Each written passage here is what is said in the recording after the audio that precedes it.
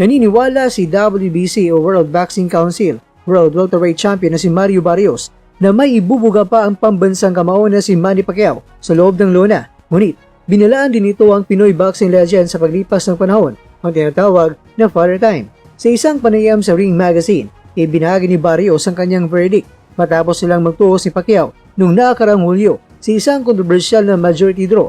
Ayon kay Barrios, bagamat 47 years old na si Pacman, nakita niya rito ang mga bakas ng bilis at lakas ang nagluklok sa kanya bilang tanging 8 Division World Champion sa kasaysayan. Sa tingin ko, kaya pa niyang magipagsabayan sa mga tulad nina David Haney, Ryan Garcia at ni Rolly Romero. Pero ang Father Time ay may epekto sa lahat. Hindi ko alam kung kailan niya balak magretiro, pero tingin ko ay kaya pa niyang gumawa ng ingay, ani ni Barrios.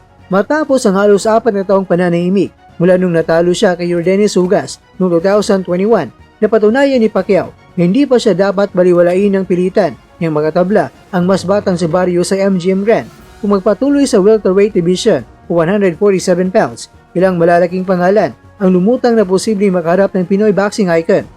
David Haney, ang kasalukuyang WBO titleist na itinuturing na top dog sa division. Rolando Rolly Romero, ang may hawak ng WBA title. Si Louis Crocker, ang IBF champion. Ryan Garcia, na nakaragdang lumaban kay Barrios ngayong darating na February 21.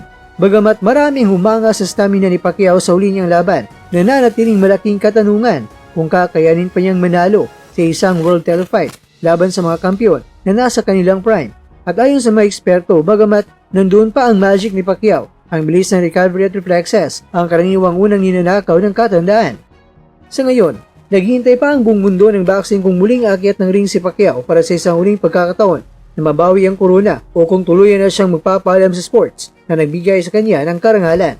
Samantala, muling niyanig ng mga boksingerong Pinoy ang social media matapos maglabas ng mga updates ang dalawa nating pinakinabangan na mandirigma sa ating bansa na sina Yumir Marshall at Marlon Tapales sa kanilang paghahanda para sa susunod nilang mga laban. Sa isang reels na ibinahagi ng kilalang boxing vlogger na si Marvin Mabait Updating, ipinakita ang matinding sparring session ng Olympic bronze medalist na si Yumir Marshall sa isang gym sa Amerika. Bagamat sinadyang gawing blurry, umalabo ang video upang protektahan ang pagkakilanlan ng kalaban. Usap-usapan na isang kampyon ang nakatikim kung gaano nga ba kamamaw si Marshall sa loob ng lona. Sa nasabing video, makikita ang bagsik ni Marshall kung saan isang mabilis na kombinasyon ang nagpabagsak sa kanyang sparring partner. At ayon sa mga nakapanood, isang matinding right to the body na sinundan ng isang malutong na right hook ang nagpatumba sa kalaban. Isang patunay na lalong tumatalim ang kamao ng Pinoy middleweight sa kanyang pagsasanay. Hindi rin nagpahuling mga kwento ang dating Unified World Champion na si Marlon the Nightmare Tapales. Nilabala sa kanyang training camp. Sa kanyang huling post, nagbahagi si Tapales na larawan matapos ang great sparring session sa Sandman Gym. Harap ni Tapales sa sparring ang Japanese prospect na si Misaki Hirano. Sa kanyang caption, nagpasalamat ang Pinoy boxer sa pagkakataon na makasabayan ng pambato ng Japan.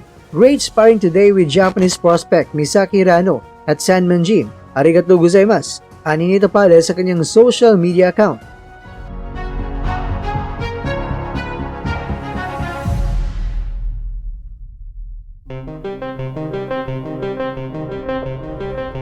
Mga kakwento, ang pagsasanay nito ay bahagi ng preparasyon ni Tapales para muling makabalik sa titlong pandaigdig matapos ang kanyang huling laban. Inaasahan ang mga karanasan at matinding sparring nito ay magsisilbing susi upang muling maghari ang Pinoy sa dibisyon ng Super Bantamweight Division. Dikdikan ng paghanda ng kababayan natin para ang kalaban ay mas lalong babangungutin.